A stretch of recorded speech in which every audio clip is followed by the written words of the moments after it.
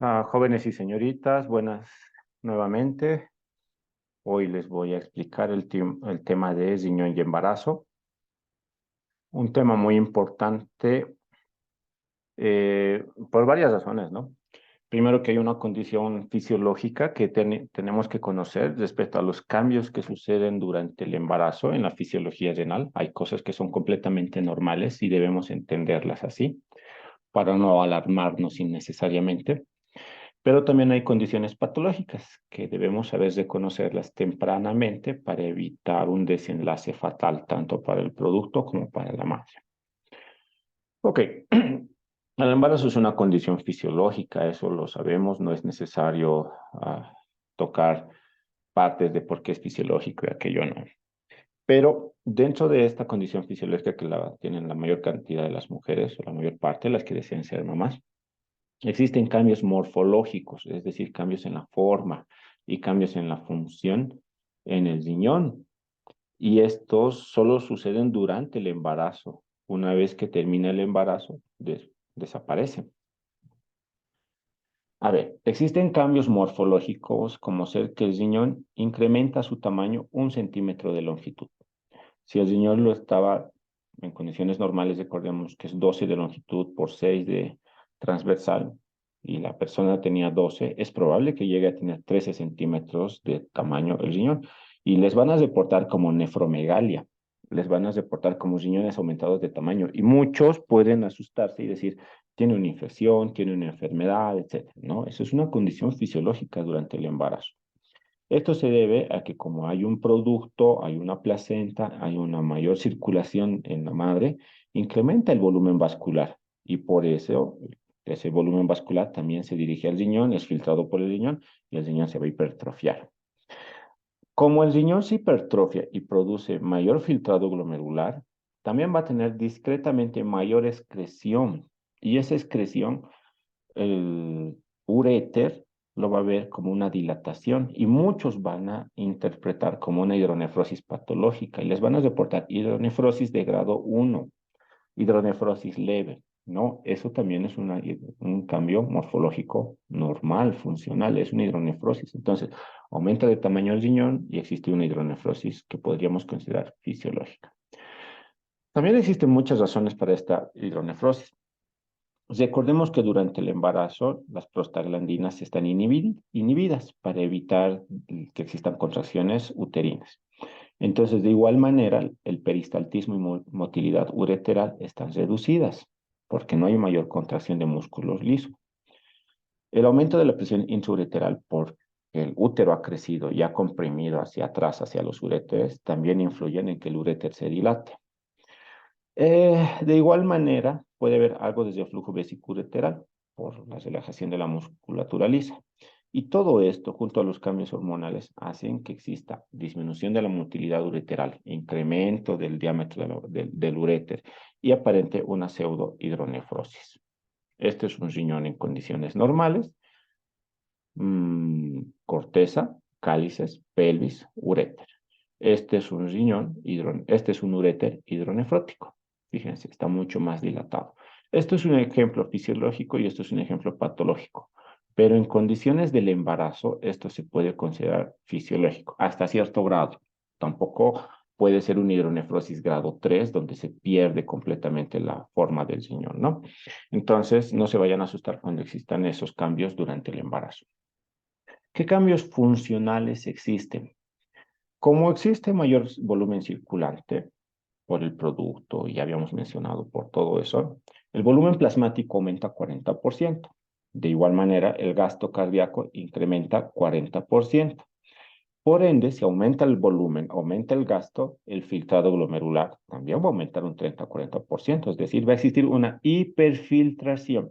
En otros temas hemos visto la hiperfiltración como algo malo y en realidad la hiperfiltración sí es algo patológico, pero el embarazo no puede tener algo patológico dentro de lo fisiológico. Entonces, solo en el caso del embarazo la hiperfiltración tiende a ser normal. Es un breve periodo, cuestión de meses que la persona va a hiperfiltrar y luego vuelve a la normalidad.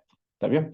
Pues obviamente recupera todo a la normalidad después de meses del parto. En condiciones patológicas estaríamos hablando de un obeso mórbido que está hiperfiltrando Y él no es obeso 3 días, no es obeso 3 meses, son años. Entonces son años de hiperfiltración. Vean la diferencia en ambos ejemplos. El flujo plasmático renal regularmente es 80 ml durante el primer trimestre y durante las últimas semanas de gestación tiende a disminuir hasta 700 y al final 400 ml. Entonces el flujo plasmático incrementa de mayor manera el primer trimestre comparado a los otros 2 trimestres.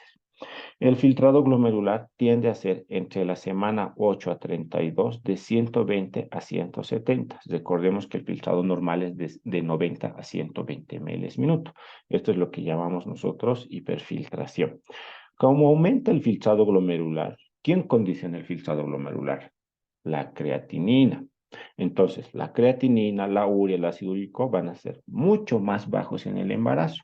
Ojo, una persona normal tiene 0,7 a 1,2, 1,3 miligramos de creatinina. Eso nos lo dice la literatura. Pues una mujer embarazada puede tener 0,4, 0,5, 0,6 miligramos de decilitro de creatinina.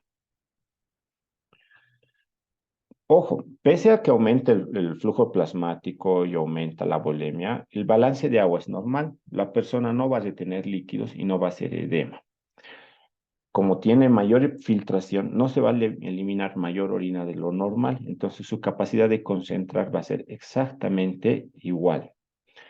Lo que sí un poquito disminuye es el umbral osmótico de la sed. Recordemos que el umbral osmótico de la sed es bajo efecto de la vasopresina, que nos lleva a una osmolaridad de 285, más menos 5. Entonces, estas personas con 280 ya van a tener mucha sed, con 275 ya van a tener mucha sed. Entonces, disminuye un poco el umbral de la sed. Y sí, se detiene mayor potasio. Si hacemos una cuantificación de potasio de la orina en las personas que están embarazadas versus las que no están embarazadas botan menos potasio. Lo están acumulando, pero lo están acumulando para el producto, para el elemento fetoplacentario, para la masa muscular, para los glóbulos rojos. Para eso están acumulando el potasio las mujeres embarazadas. Pero es algo que nadie lo nota, a menos que hagan un examen de orina específico para medir los electrolitos en orina. El ácido úrico tiende a disminuir durante la 8ª semana, de ahí que el ácido úrico es mucho más bajo en las mujeres embarazadas, disminuye hasta un 30%. Nuestro valor normal de ácido úrico oscila entre 6 a 7 miligramos de decilitro como top. Entonces, estas personas fácilmente pueden tener 1,5 miligramos de decilitro de ácido úrico como valor inferior, y es porque están eliminando mucha mayor cantidad de ácido úrico. La proteinuria puede incrementarse un poquito porque como el glomérulo se ha hipertrofiado, aumenta un poco la permeabilidad. No significa que el glomérulo se ha dañado y va a empezar a botar proteínas. Simplemente significa que está un pelito más permeable de lo normal. Entonces voy a tener una proteinuria, si lo normal era menos de 30, pues tendré de 35, de 40, de 50. Nunca va a llegar a un rango nefrótico, que eso ya es patológico. El balance hídrico, por lo menos 7 kilos de agua se ven almacenados durante todo el embarazo, y esto es compensado por la hormona vasopresina y la antidiurética.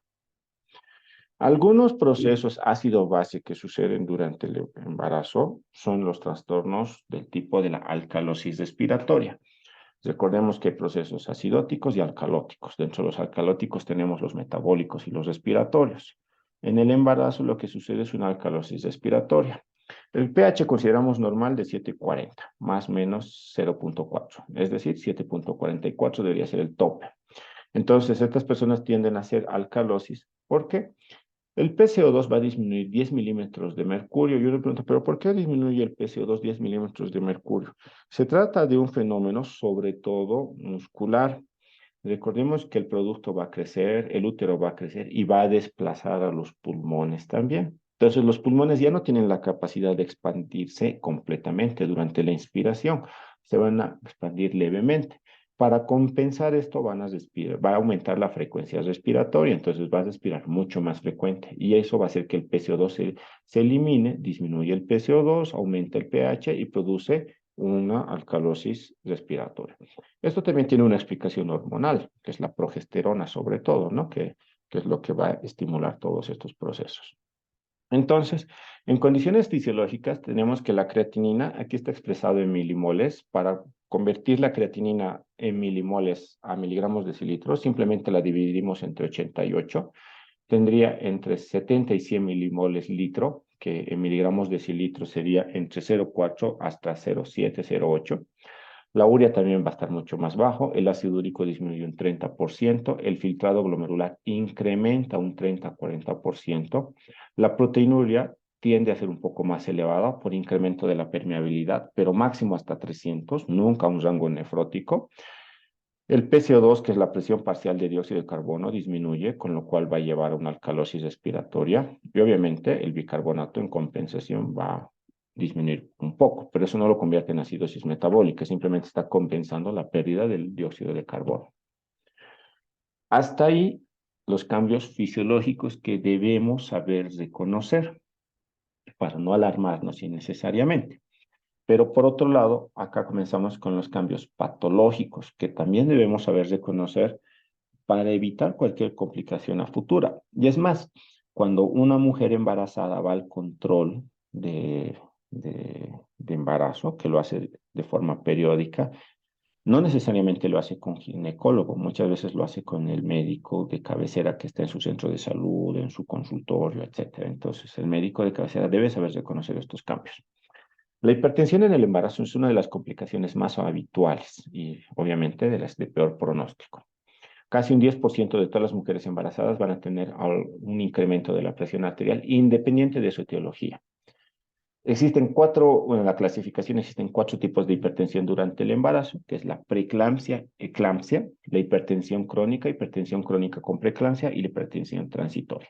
Una breve explicación de esto es, la preeclampsia es lo que vamos a hablar en este momento, que es una complicación durante el embarazo que afecta al riñón y el riñón va a producir hipertensión, o viceversa, la hipertensión va a producir daño en el riñón. Eso es lo que vamos a hablar en este momento. Existen mujeres que han sido hipertensas desde antes del embarazo.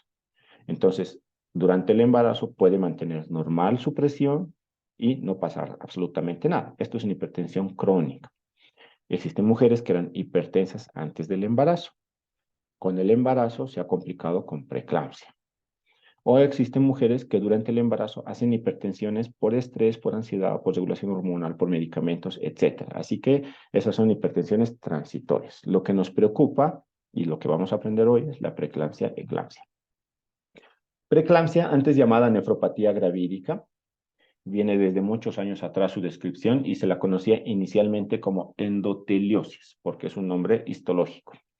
La endoteliosis significa que es una desaparición, disminución, oclusión de la luz capilar con células endoteliales y el mesangio está hinchado. Ojo, la membrana basal está intacta y no hay proliferación mesangial. Esto afecta a todo el glomérulo. Únicamente se produce durante el embarazo. No existe preeclampsia en personas no embarazadas, por lógica. Este es un ejemplo de la preeclampsia, a grosso modo. Ahorita voy a mostrarles una imagen más característica. El de acá abajo es un glomérulo en condiciones normales. En otras teóricas les he mostrado el mismo glomérulo como glomérulo normal. Capilares abiertos, espacios limpios, con una u otra célula endotelial en su interior, el mesangio prácticamente inexistente. Luz, o mejor dicho, espacio urinario libre, blanquito, y todo cubierto por la cápsula de Bowman. Esta es una endoteliosis glomerular. Fíjense este capilar como ejemplo. No está completamente abierto, está casi ocluida y está ocluida por engrosamiento del endotelio. Nuevamente es recordar las 3 capas de la barrera de ultrafiltración, el podocito, la membrana basal glomerular y el endotelio fenestrado. Como se llama endoteliosis, es más que obvio asumir que el que está dañado es el endotelio, es el que está edematizado. Y así en cada una de las luces capilares. De ahí el nombre de endoteliosis glomerular. Si bien la preeclampsia y eclampsia, ahorita estamos hablando de un componente renal, no afecta únicamente al riñón.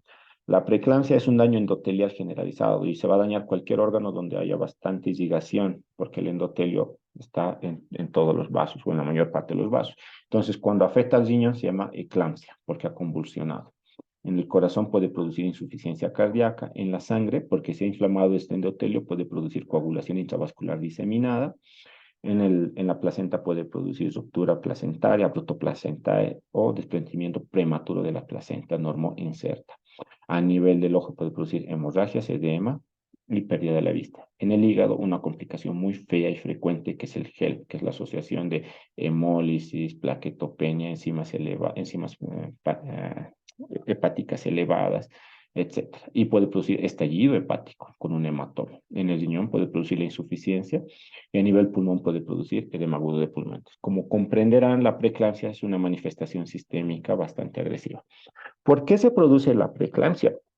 Y esto se debe a una placentación anormal. Ese es el término correcto, placentación anormal. En la cátedra de ginecobstetricia seguramente lo van a ver a más detalle, pero básicamente en un momento del desarrollo del producto, la placenta ha de adherirse al miometrio y en el miometrio va a formar la decidua basal. Esta decidua basal nunca invade al miometrio. Fíjense que la decidua siempre va a estar separada del miometrio, pero la manera de comunicarse de la decidua, que es la parte más superficial de la placenta, es a través de vasos, de arterias, de venas. He ahí la placentación, que en condiciones normales las arterias llegan hasta cierto punto del lado del miometrio y existe una diferenciación de algunas células citotrofolásticas que van a hacer que esta arteria se comunique con el útero. Una placentación anormal significa que las arterias, por deficiencia de estas células, como no han logrado hacer ese puente adecuado, han tenido que invadir la decidua. Y al invadir la decidua, en este espacio que han invadido, por ahí la placentación anormal, ya no son sensibles a cambios del óxido nítrico, del endotelio, del sistema de angiotensina, aldosterona, etcétera. Y de ahí viene el daño endotelial que va produciendo todo esto, ¿no? Entonces es una placentación anormal lo que sucede. En condiciones normales, las arterias espirales se quedan aquí, nunca invaden. En condiciones patológicas, las arterias espirales van a invadir la decidua y de ahí se desarrolla la preeclampsia.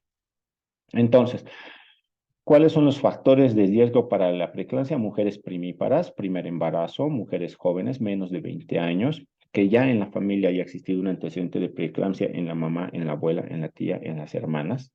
Esto es un poquito más específico. Mujeres que tienen el gen de HLA, el B44DR7, que son del complejo mayor de histocompatibilidad, son más predispuestas a tener preeclampsia.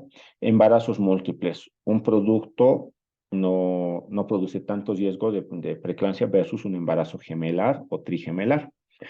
Mujeres diabéticas tienen mayor riesgo de preeclampsia, al igual que mujeres muy jóvenes, mujeres de edad avanzada, 35, 40 años, también tienen mayor riesgo de preeclampsia, o que ya tengan enfermedades renales de base, que haya sido una nefropatía lúpica, que tengan litiasis renal, que tengan incuria renal aguda previa o enfermedad renal crónica, también son factores de riesgo, ¿no? La preeclampsia tiene tres estadios, por llamarlos, pero no necesariamente son progresivos. A veces se presenta de la forma más agresiva de entrada y a veces solo se manifiesta de una forma aislada y ahí nos quedamos. Los tres estadios son hipertensión aislada. Mujer que antes del embarazo no tenía hipertensión. A partir de la semana 20, ojo, la preeclampsia siempre es a partir de la semana 20, porque ese es el momento donde sucede la placentación. A partir de la semana 20 comienza con hipertensión. Eso ya es una preeclampsia. El criterio es hipertensión. Una forma más agresiva es hipertensión más proteinuria. Asumimos que ya está afectando al riñón. Una forma mucho más agresiva es hipertensión más proteinuria más sintomatología clínica. Síndrome de Gel, preeclampsia con convulsiones, edema agudo de pulmón. Entonces, estas son las tres etapas que, repito, no necesariamente deben progresar desde la más leve hasta la más agresiva. A veces debutan con la más agresiva. ¿Cómo encontramos la presión? Regularmente es la diastólica la que sube, mayor a 110 milímetros de mercurio. Mujer que viene a consulta con 30 semanas de embarazo, 150, 110 de presión. En el examen de orina previo no había proteínas, ahora tenemos proteinuria de 2 gramos. Que la creatinina ha subido más de 0,9. Ojo, en fisiología acabamos de ver hace unas láminas atrás que decía que la creatinina en las mujeres embarazadas normalmente es más bajo, y esto es cierto. A veces en la mujer embarazada 1,1 miligramos, 0,9 miligramos de cilitro de creatinina ya es alto porque ellas deberían tener fisiológicamente más bajo. Y ahí el conocimiento de que la fisiología de la función renal en el embarazo es importante. En condiciones normales la creatinina en la mujer embarazada es mucho más bajo. La disminución de plaquetas, que es menos de 100.000, que ya nos está indicando una anemia hemolítica. No todas las hipertensiones en una mujer embarazada van a ser preeclampsia. No, no, no. En la eclampsia dijimos, el ácido úrico se aumenta. Entonces, el ácido úrico aumentado en la preeclampsia. Si es una mujer hipertensa embarazada, pero no es eclampsia o preeclampsia, su ácido úrico está normal. La actividad de la antitrombina, que es un factor procoagulante, está incrementada. En una hipertensa embarazada que no es preeclampsia, está normal. En la embarazada, hipertensión más proteinuria, preeclampsia. En la embarazada que no es preeclampsia, solo va a tener hipertensión. En la embarazada, la presión arterial no se modifica durante el descanso. Aquí sí suele ser mucho más baja durante la noche. Es el ritmo circadiano que conocemos de la hipertensión. Disminución de plaquetas que me está orientando a coagulación intravascular diseminada. En el embarazo que no tiene preeclampsia, normal. Y la sintomatología, dolor en epigastrio, hiperexcitabilidad, cefaleas o trastornos visuales ya son manifestaciones clínicas muy probables de una preeclampsia. Que una mujer embarazada, hipertensa, pero que no tiene preeclampsia, no va a tener esas manifestaciones clínicas. El tratamiento, como comprenderán, es una mujer embarazada que tiene complicaciones renales, probablemente de hipertensión, Dios no quiera también hepáticas, Dios no quiera también pulmonares, cardíacas. Entonces, el manejo es multidisciplinario. Nunca, si ustedes ven una mujer o sospechan de una mujer preeclámptica embarazada, se animan a manejarlo solos. Inmediatamente al ginecobstetra, inmediatamente al nefrólogo, inmediatamente al cardiólogo, y etcétera, etcétera, etcétera, ¿no? El embarazo en nuestro medio y en todo el mundo tiene un contexto social y familiar fuerte, porque ya no se trata de una unidad de una persona, es una unidad familiar ya la que está involucrada en todo esto. Entonces, esa es mi mayor recomendación.